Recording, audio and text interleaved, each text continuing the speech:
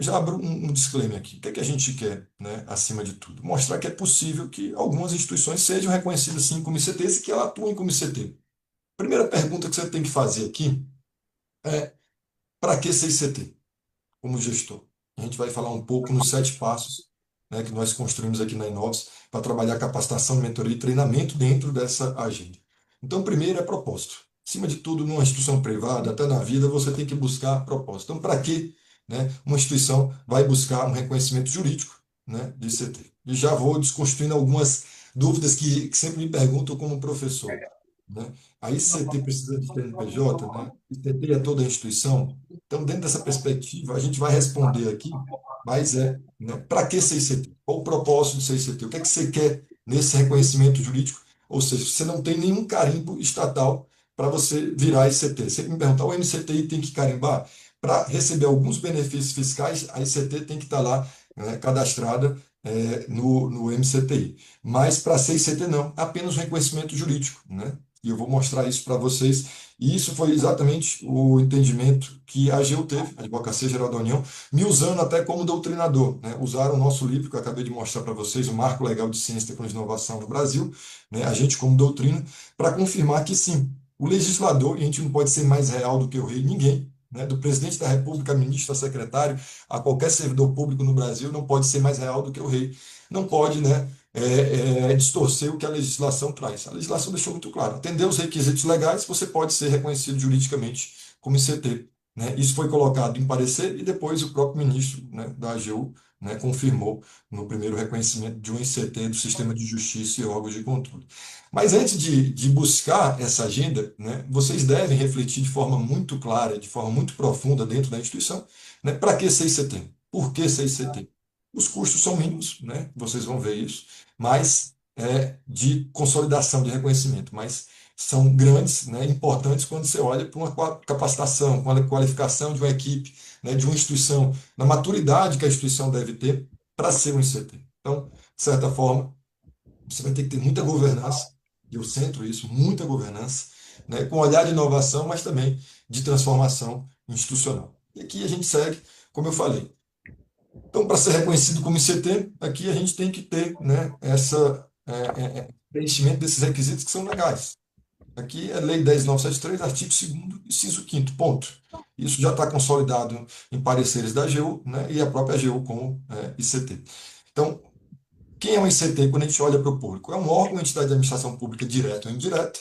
Aí você pega quem? Você pega ministérios, secretarias, órgãos públicos, você pega autarquias e fundações, né? E você pega também, né, as empresas públicas, sociedade de economia mista. Por quê? Porque o decreto 9283 colocou que também, né, as empresas públicas, sociedade de economia mista, né, podem ser reconhecidas como ICT, como Caixa, Serco, Dataprev, Correios e por aí vai. Então, dentro dessa perspectiva, você cumpriu esse objetivo, né, esse primeiro requisito, ser da administração pública direta ou indireta, né? Vamos falar primeiro das ICTs públicas, legalmente constituídas sob as leis brasileiras e com sede fora no país, você já tem ali preenchimento desses requisitos necessários. Depois você passa para os outros requisitos, né, que foram, né, sempre motivos de questionamento sobre quem pode ser ICT ou não.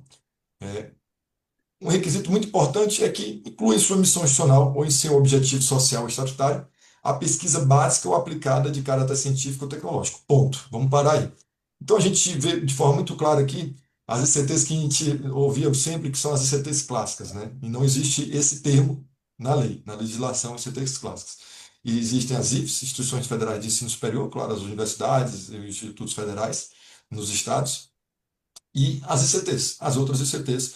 E nós temos hoje no Brasil 200 ICTs, né, públicas Gente, federais. vocês me perdoem, mas não tem zoom aqui na. Licença.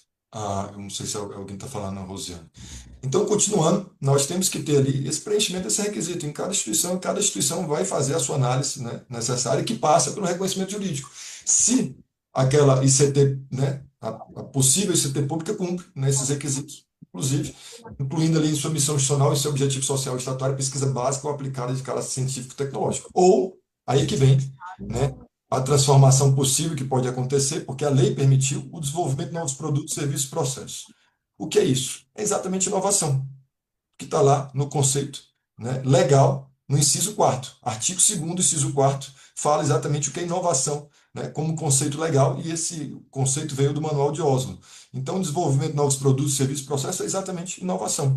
Então, dentro dessa perspectiva, além, né, da reflexão que a ICT deve ter sobre, né, virar ICT, sobre ser ICT, sobre atuar como ICT, ela também tem que buscar aquele enquadramento legal para ter, né, consequentemente, o reconhecimento jurídico como ICT.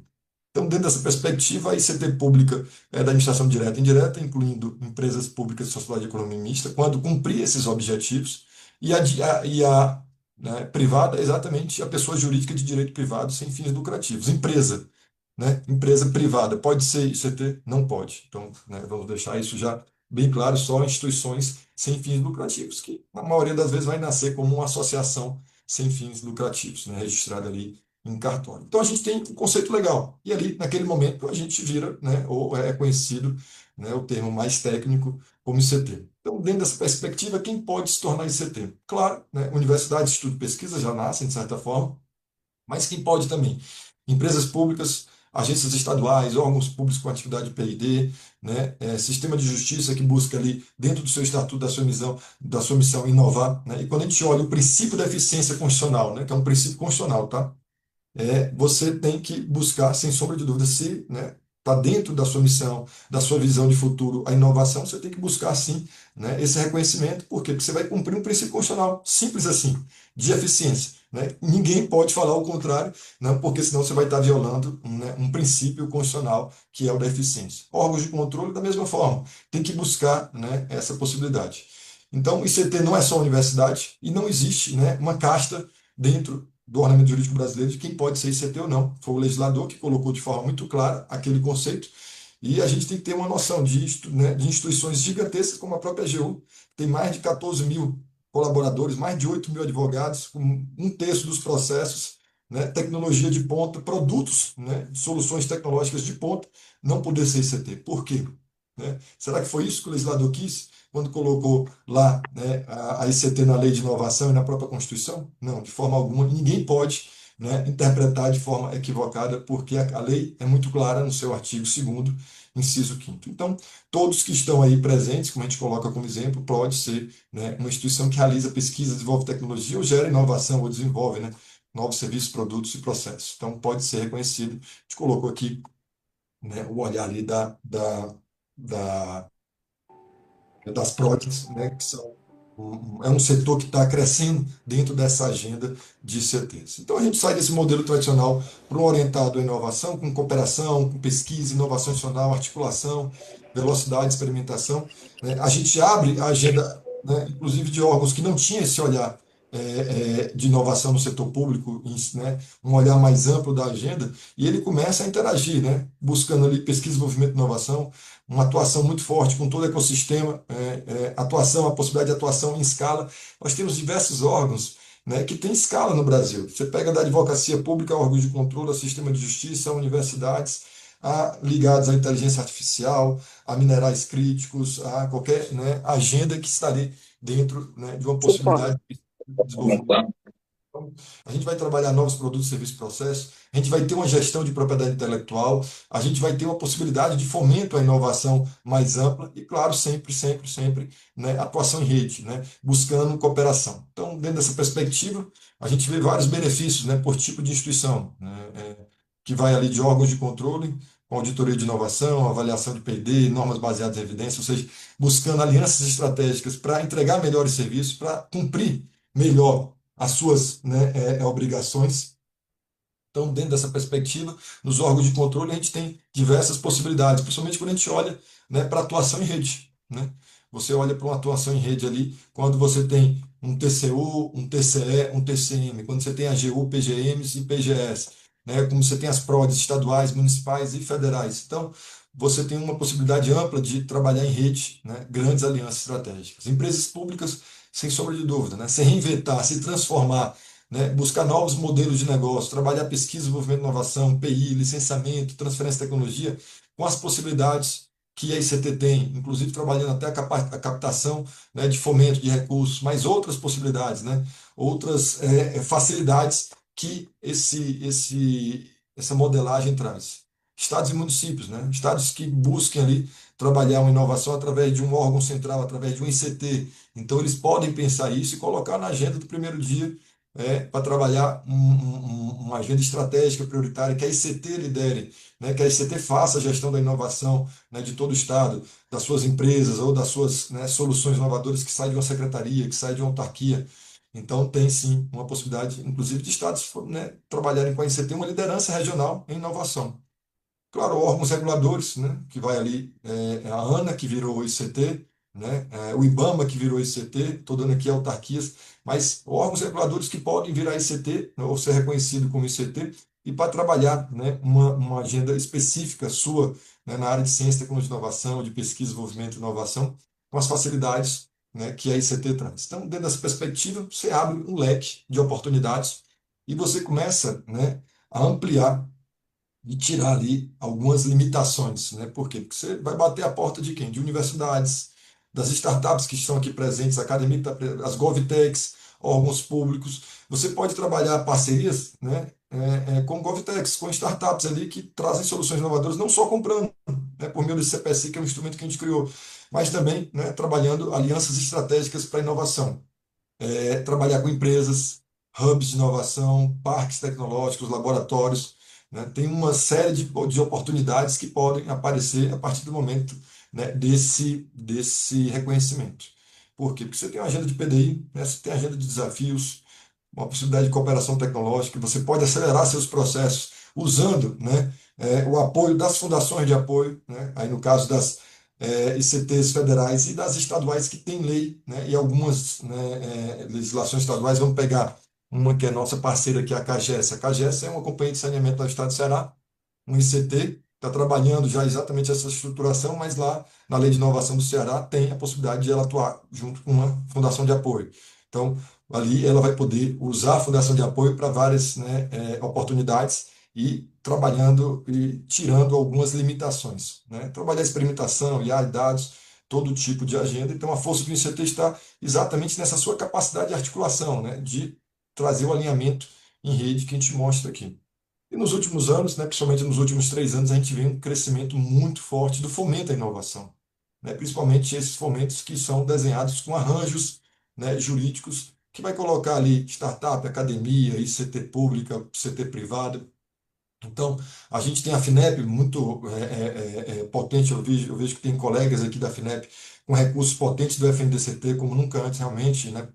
Eu estou vendo valores consideráveis que estão promovendo a inovação no Brasil, e é um momento importante, né, para a reflexão de órgãos que podem ser reconhecidos como ICT, em razão dessa oferta de recursos, de parcerias e de maturidade. Acima de tudo, o ecossistema de inovação brasileiro está, né, ampliando a sua maturidade. A Embrapi, né, eu acredito que eu vi ontem um anúncio de 1 bi, né, de reais, 1 bilhão de reais para essa agenda. BNDES, NPq, BID, FAPES, bancos mundiais, ou seja, a gente tem, né, uma possibilidade. A gente vê, né, esse movimento muito forte de órgãos que nunca, né, se imaginaram como o ICT. A gente viu a AGU, que foi a líder nessa agenda, depois o TCU acompanhou, né, com suporte ali da AGU, a CGU da mesma forma, a BIM, SERPRO, Polícia Federais, IBAMA e as outras autarquias também foram influenciadas ali pela AGU nesse crescimento. Hoje nós temos mais de 450 ICTs no Brasil, federal, estadual e municipal, cada um com uma característica, cada uma tendo um olhar, né, específico da sua agenda. Então, o que é que vocês devem refletir? Primeiro, é para quê? Por que, né, trabalhar como ICT? Né? E depois, qual vai ser a sua estratégia dentro dessa agenda de ICT? Então, o que o ICT faz na prática? Capta recursos, né? Desenvolve tecnologia, gera propriedade intelectual nesse trabalho, licencia soluções, né? Pode receber, né, a receita própria. Isso está em diversas legislações, tanto na Lei 10.973, na Lei das Fundações de Apoio, na Lei Complementar 200, né? Tem a possibilidade de royalties, né? Co-desenvolvedores, né? Co-criadores dentro da administração pública, ali servidores podendo receber royalties, inclusive bolsa também, né? Participando das CTs. Isso já acontece, pessoal. Isso já acontece já nas universidades. E no mundo todo funciona assim, né? Recebendo bolsa, royalties, né? É dessa forma, com os estímulos corretos, que a gente consegue acelerar a inovação no setor público através dessa modelagem, né? Criativos, que é muito importante dentro da administração pública.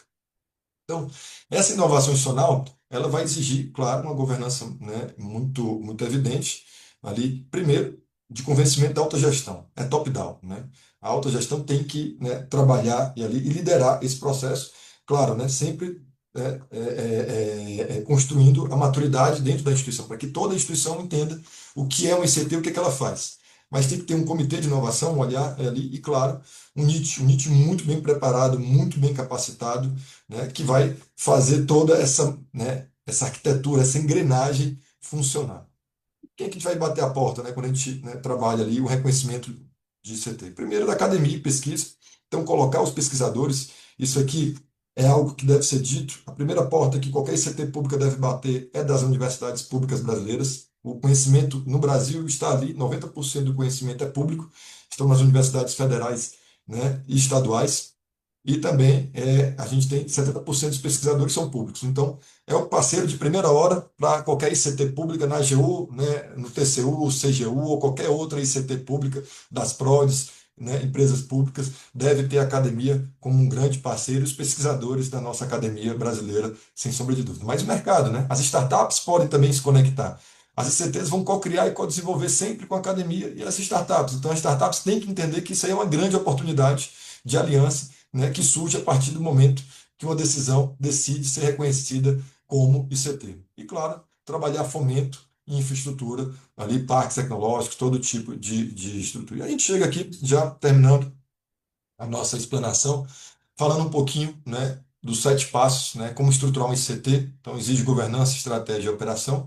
Nós desenhamos esses 7 passos, que passa primeiro pelo diagnóstico institucional, ou seja, né, há uma reflexão ali dentro, né, da potencialidade da agenda de cada instituição. Depois, uma estratégia de inovação, é aqui que entra o Marcos Vinícius, nosso especialista, né, um grande conhecedor do tema, né, trabalhar essa estratégia dentro da ICT, como ela pode, né, ser potencializada. Então é interessante para depois, né, decidir buscar ali o reconhecimento, que passa pela estrutura normativa adequada, né, missão estatutária, uma política de inovação bem feita, com uma moldura legal que vai dar segurança jurídica para essa atuação, uma norma de relacionamento, ali no caso, quando existir uma fundação de apoio apoiando a ICT, e claro, uma estruturação do NIT. Né? Um NIT bem estruturado é o que faz, né, a gente ter uma operação, um ecossistema, né, uma agenda bem montada com governança, que a gente vai para o passo 3 6 ali, né, governança, a gente vai ter uma atuação muito forte, né, na prestação de contas, conflitos de interesse.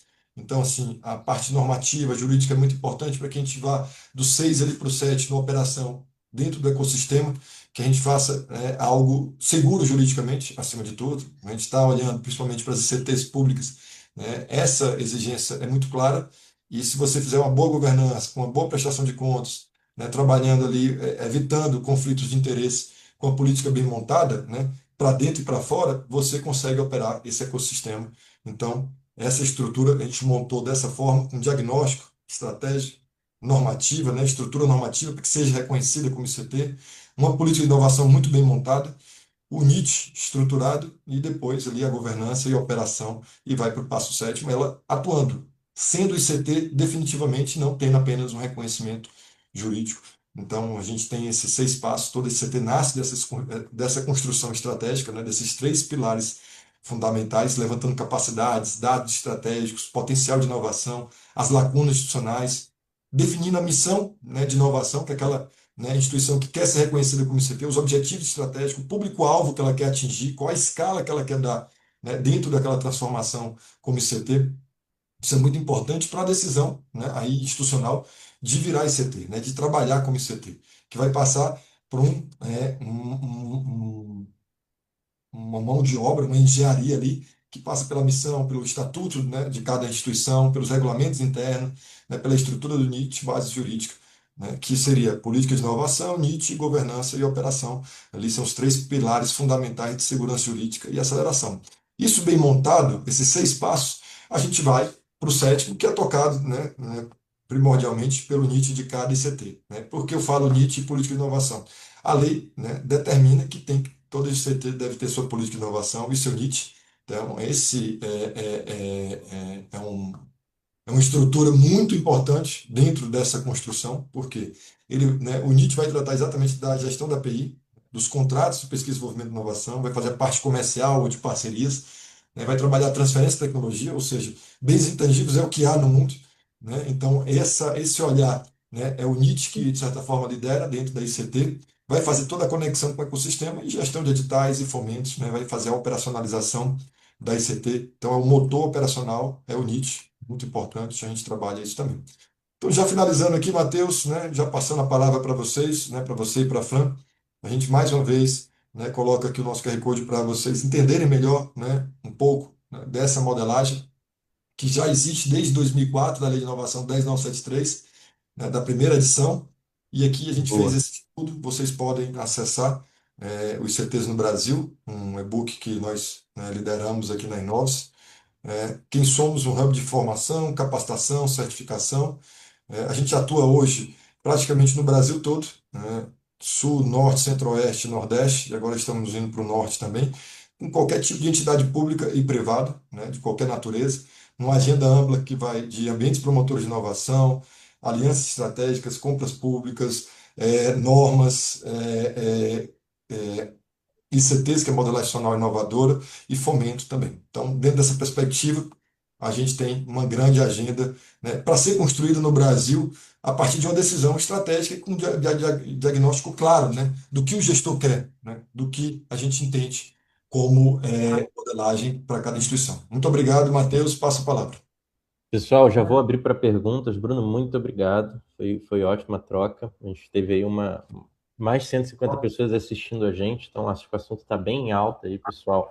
A gente viu que rolaram algumas perguntas ali embaixo. Vou pedir para a Fran se posicionar aí para a gente conseguir lidar com essas perguntas. Só um recadinho final antes da gente passar de volta ao Bruno. Eu quero poder que vocês possam ser atendidos aí com as grandes dúvidas de vocês. O Bruno falou do nosso e-book. Quero relembrar aí nossa comunidade que esse assunto não termina aqui, né? Esse tema não termina aqui. Para a gente continuar usando o grupo a nosso favor, vou pedir até que o Bruno entre no grupo também, pessoal. Acho que é o grande barato aqui dessa troca, é a gente também poder tê-lo ali com a gente, tendo essa referência, direcionando, assim como os próximos especialistas vão aparecer aqui, a gente sempre vai pedir para que eles estejam conosco, o grupo continue com esse nível de qualidade alto para essas trocas. Já havia avisado vocês, para quem chegou mais atrasado, nossas próximas lives, então, quem estiver no grupo vai ser comunicado a todo momento sobre as duas próximas. A primeira com o Marcos Souza, que vai falar sobre, para quem, né, já criou uma ICT, mas que essa ICT eventualmente não conseguiu ir adiante com a sua estratégia institucional, né, quais próximos passos são relevantes. E também com o Igor Nazaré, a gente vai falar da estratégia de fomento para esse ICT no dia 13 às 18 horas. Né? Vocês vão ser avisados estando no grupo. Quem não estiver no grupo também vai ser procurado para, caso tenha interesse em participar, assim como nessa agenda que a gente fez com o Bruno. Antes de ir às perguntas, queria só falar para vocês como a gente organiza aqui na Inove se a transformação de instituições como as de vocês, como vocês podem ter o Bruno Portela atuando como um especialista em um projeto como esse, o Marcos, o Igor, todas essas pessoas que são referências no Brasil no tema. Hoje a gente tem 5 pilares que a gente enxerga aqui dentro da Inovis como importantes para qualquer instituição pública que queira se transformar. São eles cultura e fundamentos, estratégia e governança, transformação digital e IA, inovação aberta, fomento e novos recursos. E aqui dentro a gente organiza essas jornadas dentro desses pilares de acordo com o momento que vocês estão. Né? E especificamente falando de ICTs, a gente tem hoje uma trilha de modelagem inovadora de ICTs que basicamente passa por essas 6 jornadas que vocês estão vendo aí na tela. Sensibilização de executivos, estratégia de inovação, política de inovação, estruturação do NIT, estratégia de PI, estratégia de fomento para ICTs. Então, são 6 jornadas de capacitação e que a gente ajuda na prática a desenvolver a ICT de vocês, estruturar a ICT de vocês, e vocês ainda capacitam o time interno e direcionam as lideranças para que vocês tenham sucesso nessa empreitada que é construir essa missão tão nobre de impactar o país com uma instituição que consegue gerar autonomia na inovação, né? E aí, para a gente estar conectado aí, pessoal, já devolvendo para o Bruno aí as dúvidas, a gente pode ajudar vocês. Então, acessem esse último QR Code, a gente também colocar no grupo do WhatsApp, para vocês entrarem na nossa página ali e conseguirem ter um diagnóstico um pouco mais específico sobre a necessidade de vocês. Se vocês estão se perguntando, poxa, eu estou cheio de dúvidas, a gente está num momento muito específico da nossa instituição aqui, eu gostaria de um olhar um pouco mais técnico para isso antes da gente pensar nos próximos passos. Essa primeira conversa a gente pode promover com vocês, esse diagnóstico inicial, através desse QR Code, vocês vão ter contato com o nosso time aqui, e o nosso time vai agendar essa reunião com o time de vocês. E aí eu devolvo a bola aí para o Bruno, para que a gente possa fazer as perguntas. Fran está com a gente aí? Sim, estou sim. Beleza, A Fran, gente, está com a gente, você. tá bom. A gente tem uma pergunta aqui no chat da Nara Kalimann. Bruno, ela pergunta se para um órgão de administração direta é preciso ter um NIT em sua estrutura ou apenas ter essa atribuição em sua missão institucional ou objetivo social e estatuário já se configura como ICT pública. Perfeito, Fran. Essa pergunta a gente recebe muito e é sempre importante estar presente, né? A gente tem que estar aqui dentro da nossa explanação. Primeiro, como a gente falou, você tem que preencher os requisitos legais para ter um reconhecimento jurídico. De certa forma, né, passa ali, às vezes, até por um parecer, né, do seu órgão jurídico, dizendo que a instituição A, B ou C preenche os requisitos legais, que é do artigo 2º, inciso 5º da Lei 10.973. O NIT, né, para a colega, né, respondendo aqui diretamente para ela, é uma exigência que você vai ter que ter depois do reconhecimento jurídico como ICT. Você tem, primeiro, ter a sua política de inovação, né? Inclusive, muitas universidades públicas federais nem têm política de inovação 20, segundo o último acordo do TCU, né? Você tem que ter uma política de inovação e, de certa forma, a partir ali da sua política de inovação, você tem que ter um NIT funcionando. Então, você vai ter que ter ali dentro de um órgão, ou pode ter uma personalidade jurídica própria. Essa foi uma das grandes inovações na Lei de Inovação atualizada pela 13.243. A gente permitiu que instituições, né, fora com CNPJ, né, podem atuar como NIT dentro, né, da ICT. Isso é importante lembrar, foi uma grande transformação, mas pode ser o órgão da própria administração. No caso lá, dá um exemplo da AGU, virou o Laboratório de Inovação, né? O ministro reconheceu por meio de parecer, depois por um despacho dele, disse, olha, nós somos, né, juridicamente reconhecidos como ICT e o nosso laboratório de inovação vai funcionar como NIT da AGU, ponto. É engraçado que muitos me perguntam, né, quem é ICT? A ICT é a instituição, mas, né, um órgão da instituição vai atuar, né, um operacional, que no caso ali seria o NIT. Vamos lá para o FMG, o FRJ. Toda o FMG, o FRJ é um ICT, mas claro que ela tem, né, os seus NITs ali trabalhando. Por favor, a próxima. O Douglas Paiva e o César, eles também têm dúvidas quanto ao NIT, eu acho que até você acabou de responder, mas eu vou fazer as perguntas deles que estão aqui. A legislação diz em NIT próprio ou em parceria? É recomendável que se tenha um NIT próprio? E na esfera privada também a necessidade do vínculo ao NIT? Não, perfeito. Essas duas perguntas são muito boas. Você pode ter, né, o híbrido, ou próprio, ou fora da instituição. Essa é uma decisão que vai ser tomada, né, pelo corpo diretivo de cada ICT. Então, não tem como dizer qual o melhor formato. O que a legislação trouxe foi liberdade para o gestor, né, decidir, para os colegiados. Né? A maioria das decisões, ou todas as decisões das ICT, são tomadas, né, pelo seu órgão diretivo máximo, né, que é um órgão colegiado. Então, é importante que a própria instituição decida. Por quê? Porque ele vai ter a grande riqueza da instituição, né? Além, claro, né? Sempre são as pessoas a maior riqueza de cada instituição. Mas ali, na parte, quando você olha para bens intangíveis, que vai ter um valor para a instituição, né? De impacto, transformação maior, passa pelo NIT. Então, é uma decisão estratégica, né? Que vai ser tomada pela instituição e nunca, né? Eu vou poder dizer qual o melhor desenho. A instituição vai entender, né? Propriamente qual o melhor formato para o NIT. Ô, Fran, só Certo. aproveitando, tem duas pessoas com a mão levantada. Vamos aproveitar o pessoal que está Eu ia aqui. comentar isso agora, que eu estou vendo aqui o José Rubens e o Cássio Carvalhes. Vamos então abrir para o José Rubens, por favor, antes de a gente voltar para as perguntas do chat. E Por favor, pessoal, fique à desculpa que eu vontade, deixei José. meu WhatsApp na tela aí, eu me senti minha avó agora, esquecendo de tirar o compartilhamento. Vamos lá, José. Bom dia a todos, parabéns, Bruno, excelente palestra, prazer em revê-lo, é sempre um privilégio poder aprender e e crescer, né, nessa temática da inovação contigo.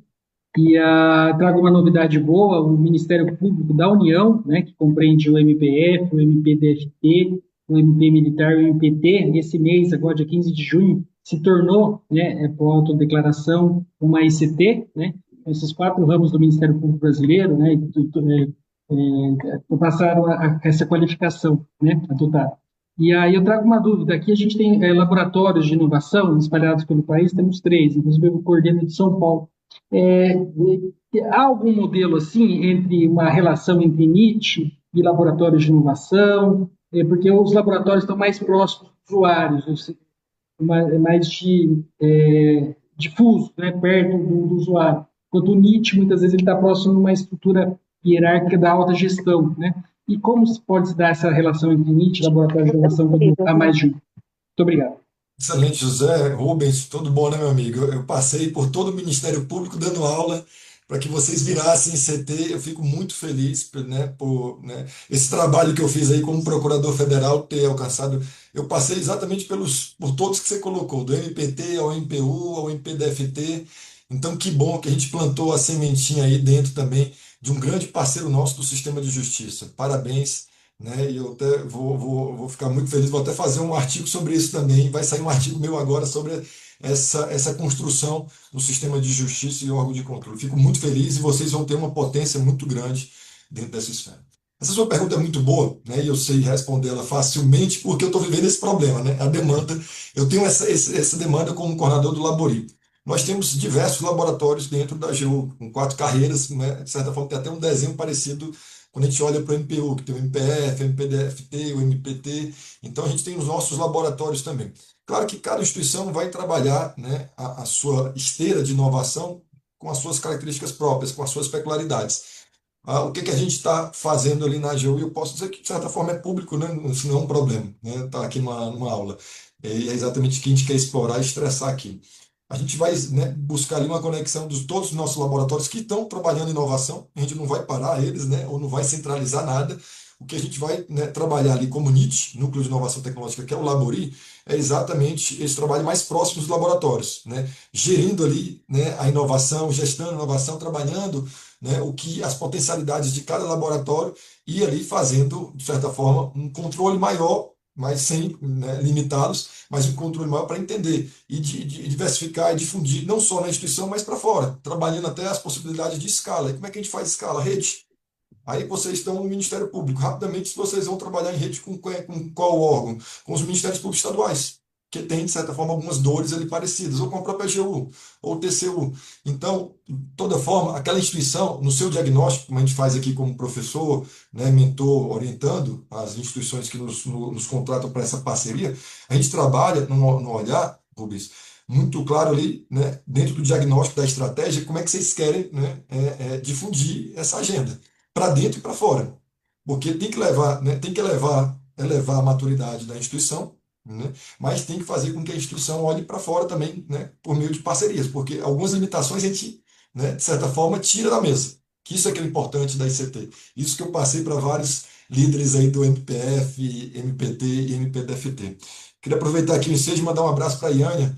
A Iânia é direto de Costa Rica. Costa Rica também está nos assistindo aqui, Matheus Fran, né, uma colega que trabalha comigo lá nessa agenda da ALAP, Associação Latino-Americana de Advogados Públicos, né, e Procuradoria. A gente trabalha a parte de inovação, né, inovação no conhecimento, inteligência artificial, e a gente leva para outros países exatamente essa estrutura normativa, né, para que os estados, né, nações ali que estão participando com a gente tenham também uma estrutura normativa que permitam que as instituições ali de outros países façam o mesmo aqui com a modelagem adequada. Maravilha, Bruno. Antes de chamar o Cássio e a Márcia, eu vou voltar para 2 perguntinhas do chat que tem a ver com tecnologia. O Fábio Moreno quer saber se empresas de tecnologia podem criar uma associação de empresas de TI e, consequentemente, uma ICT. E já a Cláudia quer saber se a área de tecnologia de uma prefeitura também pode ser uma ICT. Vamos lá. Empresas com associação, não é isso? Empresa de tecnologia Isso. virando associação. Sem dúvida, eu já vi muito isso, a gente já deu, né, a gente já fez parceria com associações de empresas. A empresa pode ser ICT? Não. O que é que elas fazem? Elas têm um instituto ali, né, colado nelas que pode virar uma ICT privada para trabalhar em diversas frentes, né? Isso a gente vê e ensina o tempo todo esse trabalho ali da ICT privada. Então, empresas de tecnologia se reunindo, constituindo uma associação privada, cumprindo os requisitos da lei, ela vira, né, automaticamente uma ICT privada e pode trabalhar dentro dessa agenda que vai envolver, evidentemente, ali a Lei 10.973 e as suas alianças estratégicas para a inovação.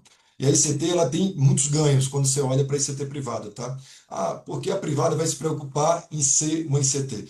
Por quê? Porque dentro dessa agenda ela tem várias possibilidades de parcerias, parcerias diretas, menos burocráticas e com uma potência maior. E foi É, a A outra. segunda, a segunda pergunta era se uma prefeitura, né, a área de tecnologia de uma prefeitura pode ser ICT também. Sem dúvida.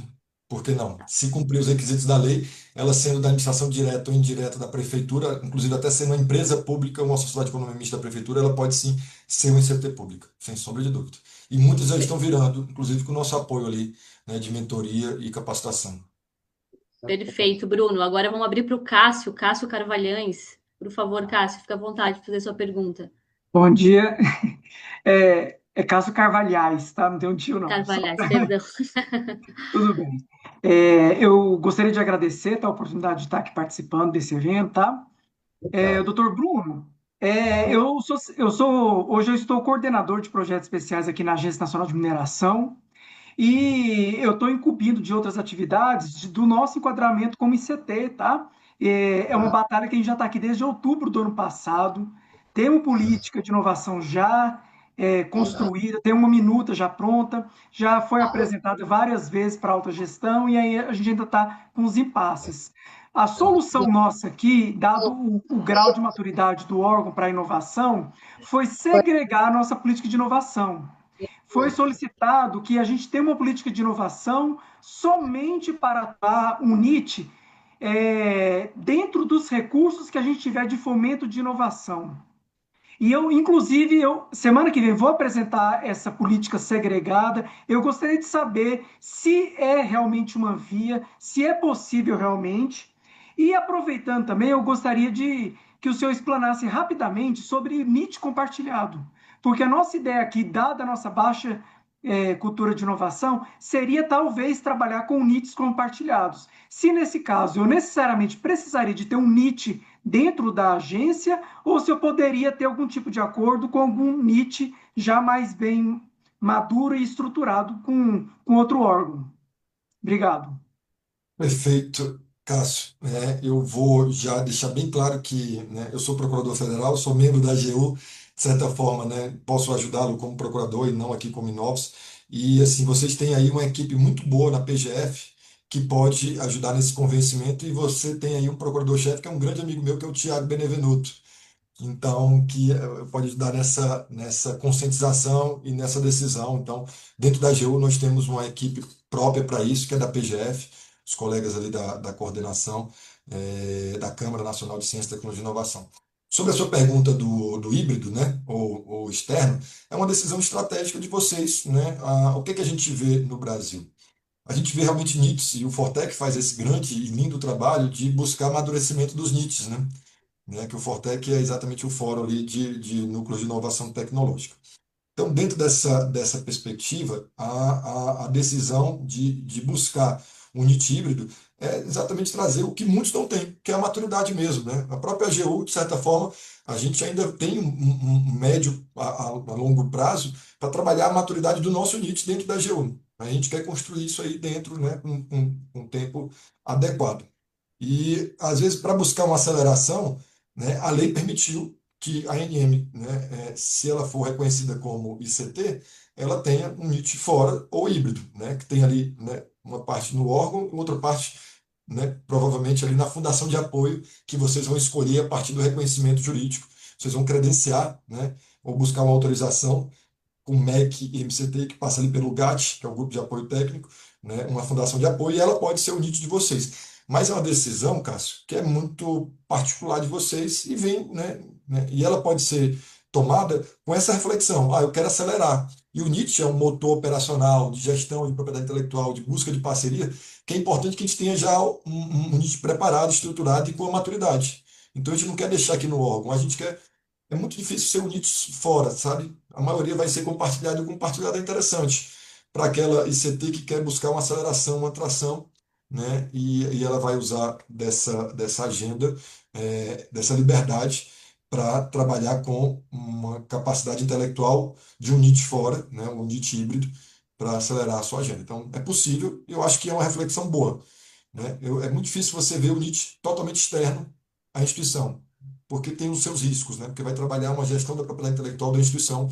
Essa daí eu não recomendo, ou eu recomendo, mas com muito cuidado, né? Vai depender muito da estratégia do diagnóstico que a gente faria ali em cima de cada CT. Excelente, Bruno. Agora vamos para a pergunta da Rita aqui no chat. A Rita quer saber se uma cooperativa, ela pergunta especialmente da Cooperativa de Cientistas do Paraná, se essa cooperativa ela pode ser a referência de ciência e pesquisa e se eles podem contratar esses profissionais por projetos e isso caracterizar pesquisa e desenvolvimento para o ICT. Vamos lá. A cooperativa, acredito que ela também nasce como associação, né? Eu não tenho um conhecimento tão grande do jurídico da cooperativa. Mas ela, como associação, e se ela for uma instituição sem fins lucrativos, ela pode virar um ICT, e no caso aí seria um ICT privado, não é isso? Porque uma cooperativa não é pelo que eu entendi da pergunta, não é da administração pública. E dentro, né, como ICT privado, ela vai ter algumas liberdades, evidentemente, e ela pode trabalhar projetos, né, de pesquisa, desenvolvimento e inovação em alianças com órgãos públicos, né? E ali dentro do projeto você vai desenhar vários instrumentos, né? Que vai de uma compra pública de uma compra de um instrumento, de uma infraestrutura para o projeto, né? Para buscar o resultado do projeto, como bolsas para pesquisadores, né? Ou para, né, agentes ali da instituição. E eles vão participar dentro daquele projeto de pesquisa. Então, sem sombra de dúvida. Beleza, agora vamos para a Márcia. Márcia Noronha, por favor, fique à vontade para fazer sua pergunta. Oi, gente, bom dia, doutor Bruno, parabéns. Eu tenho acompanhado o trabalho da AGU, conheço alguns colegas teus que, assim como o senhor, também são muito dinâmicos em relação à pauta da inovação, doutor Tarcísio Bessa, doutora Diana Aziz, assim, são fantásticos. Eu acho que a AGU tem feito um papel fantástico. E a minha pergunta, acho que a participante anterior meio que introduziu, né? No Brasil, e aí eu sou da realidade dos municípios, sou de um pequeno município do Ceará, estive coordenando a política de inovação tecnológica do Estado na Secretaria de Desenvolvimento Econômico do Estado, e nós temos N desafios no sentido de fazer com que a inovação chegue de fato e possa ser executada pelos municípios. No Brasil, 80% dos municípios têm menos de 50 mil habitantes. Então, quando a gente fala em estruturar políticas de inovação, ICTs, empresas públicas de tecnologia, a gente passa por uma limitação orçamentária e uma limitação de capacidade também, porque eu tenho que ter pessoal qualificado. E a gente já tem aí, né, no mercado, uma falta enorme desses profissionais. Eu queria que o senhor falasse um pouquinho sobre a possibilidade, a gente tem visto isso, por exemplo, o PIT, São José dos Campos é um exemplo, o PIT é uma OSC, como as OSCs, as organizações da sociedade civil sem fins lucrativos, que também são ICTs, podem, a partir de chamamento público, executar políticas de inovação nos municípios, né, sendo esse braço de execução que, em geral, os municípios precisam, a partir, por exemplo, do marco regulatório das organizações da sociedade civil MIROSC. E a gente tem visto esse movimento como uma alternativa aos municípios menores. Queria que o senhor falasse um pouquinho disso, de segurança jurídica, de caminhos jurídicos, porque todo gestor, obviamente, quer fazer tudo dentro da legalidade. Obrigada. Tudo bom, Márcia, como bom cearense, né? Um abraço aí para o meu estado. Me chamaram para ajudar na lei de inovação. Eu não consegui pela agenda, né? Até me frustrei porque eu queria muito ajudar o meu estado. Então, mande um abraço para todos aí. Vamos lá. E o marco legal da startup tem essa contribuição de dois cearenses, que é o Caio Barbosa e eu, no caso, né? Ele também é cearense, advogado da União. A gente, né, trabalhou ali no Sandbox Regulatório e no CPSI, nesse grande instrumento de compra pública e inovação. Márcia, vamos lá. Nós temos hoje no Brasil, e dentro das agendas da Inox como produtos, né, de capacitação, mentoria e treinamento, a gente trabalha também a modelagem institucional inovadora. Mas o que seria modelagem institucional? Só ICT? Não. A gente tem uma possibilidade de olhar para as OSCs, né, ali que vem do EMIROSC, as OCIPs, as OS, Serviço Social Autônomo, que a gente chama, né, melhor tecnicamente de entidade de cooperação governamental. Então, dentro dessa agenda, todos podem trabalhar a agenda de ciência, tecnologia e inovação. Qual que vai trabalhar melhor? Né? Qual a instituição que vai ter os melhores carimbos ali estatais, ou o melhor carimbo estatal para se conectar na grande agenda de ciência, tecnologia e inovação?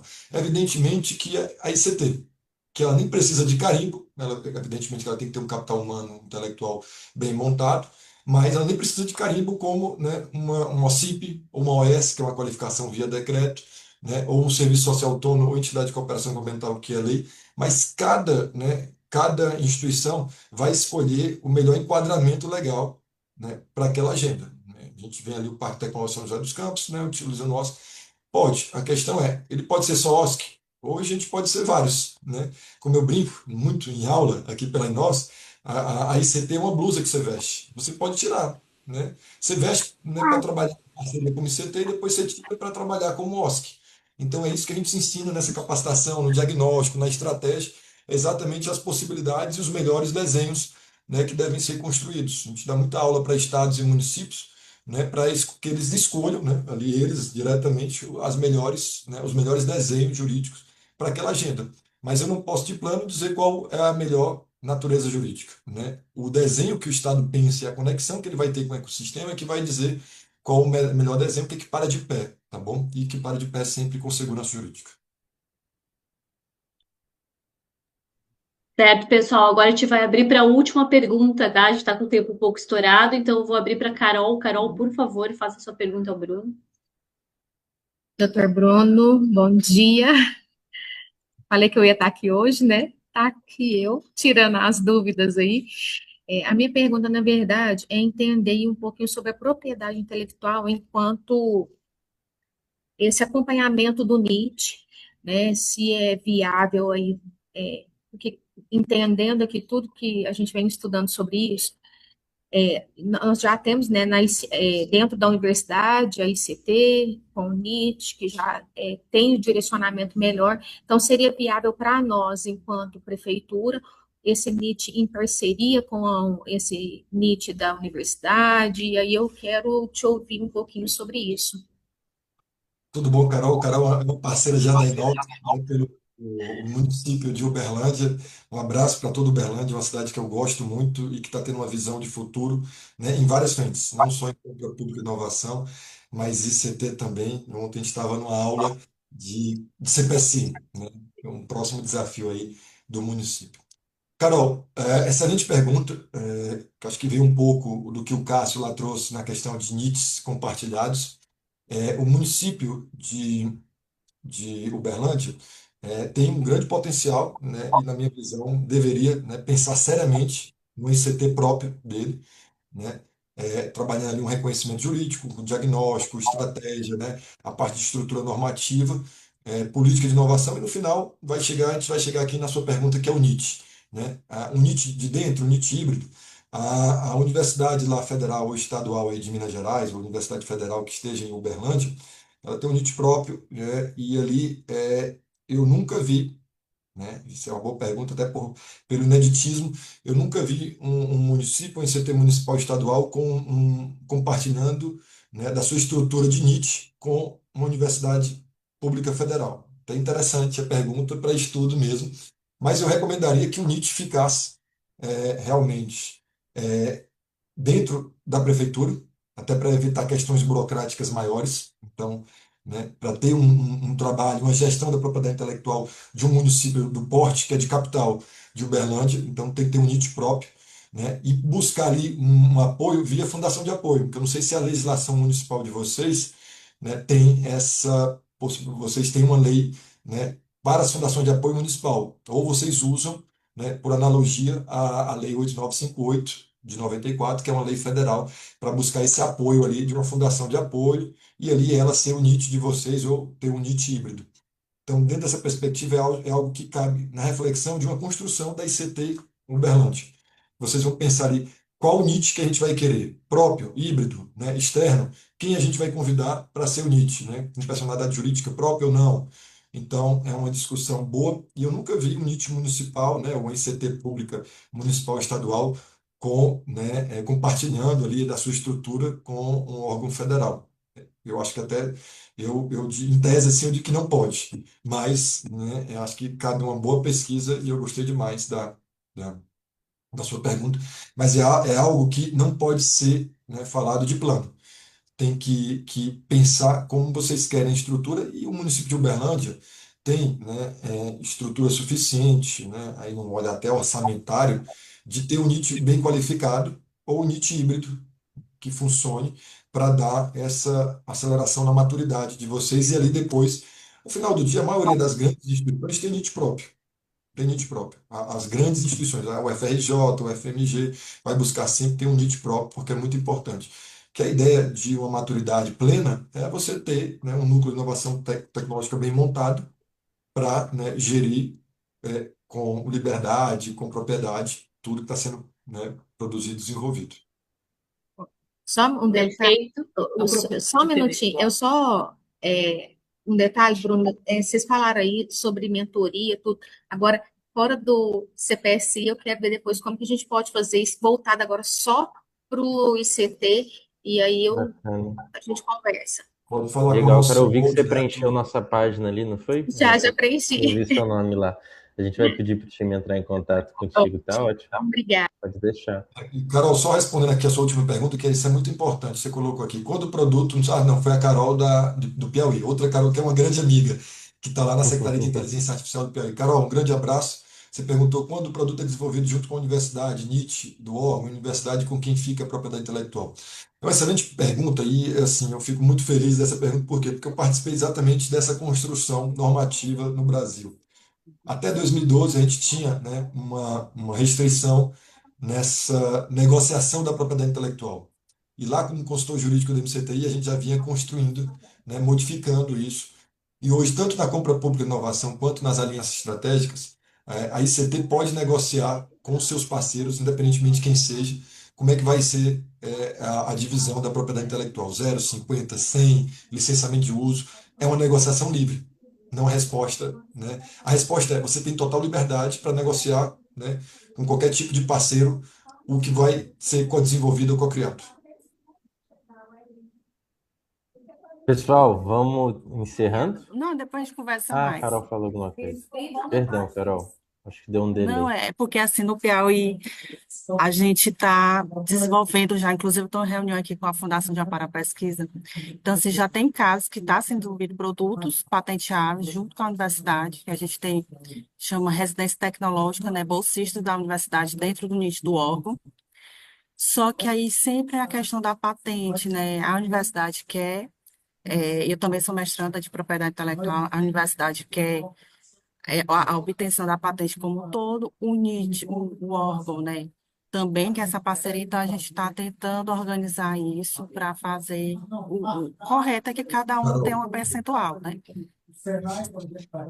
isso tudo é definido, você vai poder atuar na política de inovação. Por isso que é muito importante a política de inovação.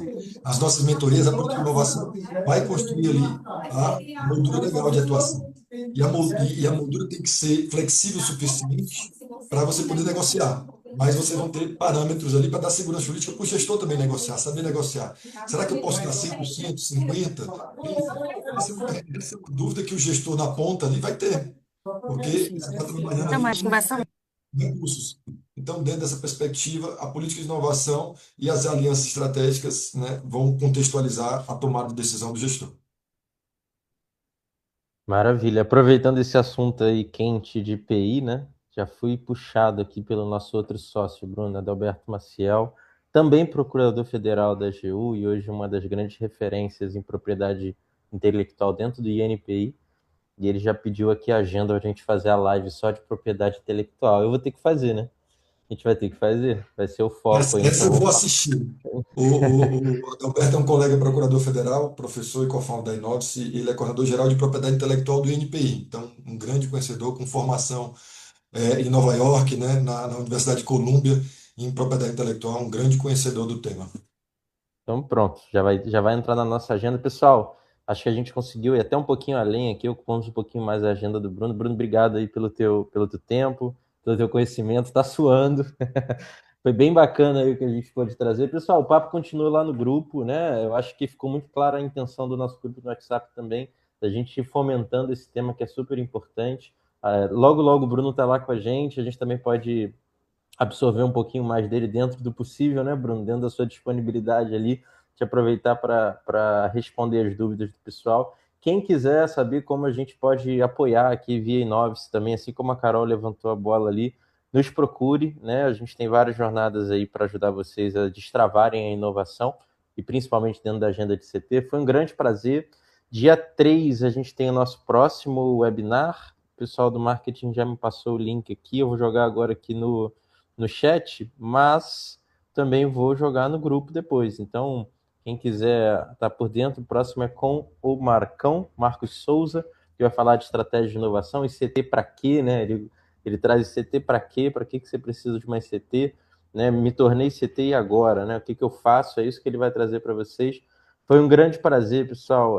Obrigado mais uma vez, Bruno, e a gente fica conectado pelo grupo, pela comunidade, pessoal. Até mais. Acompanhando o Marcos. O Marcos é uma referência para mim na Opa, acho que inovação. Eu fui travou. consultor jurídico quando ele era ligado a todos. E muito obrigado, Matheus e Fran, pela organização. Valeu, gente. Tchau, tchau.